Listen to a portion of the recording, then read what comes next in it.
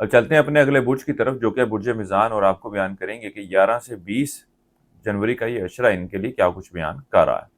وہ افراد جو 23 ستمبر سے 23 اکتوبر کے عشرے کے دوران پیدا ہوئے ہیں وہ برج میزان کے تحت آتے ہیں۔ اس کے علاوہ وہ افراد جن کو اپنے تاریخ پیدائش معلوم نہ ہو مگر ان کا نام تے رے توئیں سے شروع ہوتا ہے تو وہی برج میزان کے تحت آتے ہیں۔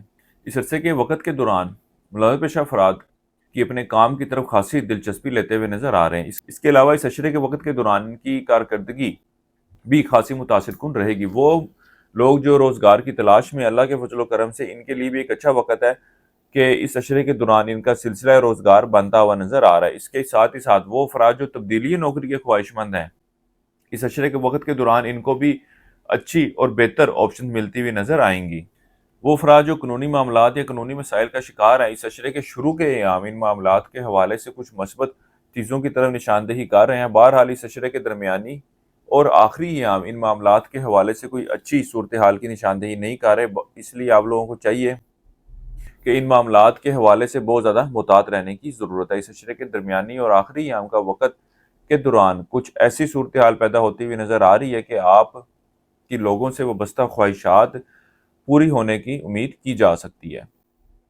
بہرحال آپ کو ان معاملات کے حوالے سے ضرور کوشش کرنی چاہیے، اللہ تعالیٰ آپ کے معاملات میں آسانی پیدا فرمائے۔ اس عشرے کے درمیانی ایام کا وقت آپ کے اپنے بڑے بہن بھائیوں اور یار دوستوں سے میل ملاقات کو بھی ظاہر کر رہا ہے۔ کسی قیمتی اشیاء کی خریداری کے لیے بھی جاتے ہوئے نظر آ رہے ہیں، اور وہ افراد جنہوں نے کسی شخص کو کوئی ادھار رقم وغیرہ دے رکھی تھی تو اس عشرے کے دوران واپسی کا مطالبہ کرتے ہیں تو وہ رقم یا وہ اشیاء بھی آپ کو واپس ملتی ہوئی نظر آ رہی ہے۔ وہ افراد جو طوالت بیماری کا شکار ہیں، اللہ کے فضل و کرم سے ان کی صحت میں بھی بہتری دیکھنے میں آئے گی۔ اوورآل برج سنبلہ والوں کا اس عشرے کے دوران ایک اچھی اور بہتر صحت سے واسطہ رہے گا۔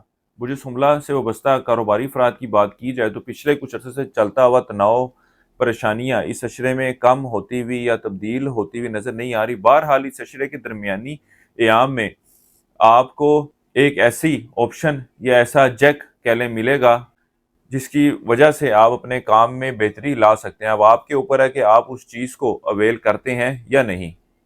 زندگی کے کسی بھی معاملے کے حوالے سے آپ کو ذاتی مشاورت چاہیے ہو تو آپ ہمارے اسکرین پر دیے گئے نمبر پر رابطہ کر سکتے ہیں۔ انشاءاللہ تعالیٰ آپ کی ان معاملات کے حوالے سے بہتر رہنمائی کر دی جائے گی۔